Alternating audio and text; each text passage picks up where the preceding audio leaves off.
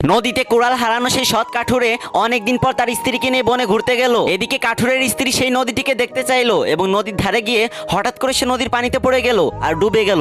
এদিকে কাঠুরেও কান্না শুরু করলো। তার কান্না শুনে আবারও জলপরি উঠে এলো এবং পানি থেকে অতি রূপবতী রাজকন্যার মতো সুন্দরী একটা মেয়েকে তুলে বলল, এটাই কি তোমার স্ত্রী? তখন কাঠুরে বলল, হ্যাঁ এটাই আমার স্ত্রী। তখন জলপরি বলল, ভালো করে দেখে তারপর বলো। এবারও কাঠুরে বলল, আর দেখতে হবে না, এইটাই আমার স্ত্রী। তখন জলপরি বলল, আগের বার তোমার সততা দেখে আমি মুগ্ধ হয়েছিলাম, কিন্তু এবার তুমি এটা কি করলে? রূপবতী মেয়ে দেখে নিজের স্ত্রীকেই ভুলে গেলে। তখন কাঠুরে বলল, আমি বাধ্য হয়ে বলেছি এইটাই আমার স্ত্রী। যদি না বলতাম তাহলে আপনি এর থেকে একটু কম সুন্দর একটা মেয়েকে তুলতেন, আর আমি যদি বলতাম এই মেয়েও আমার স্ত্রী না, তাহলে সবশেষে আপনি আমার বউকে তুলতেন আর আগের বারের মতো তিনজনকে আমার কাঁধে চাপিয়ে দিতেন।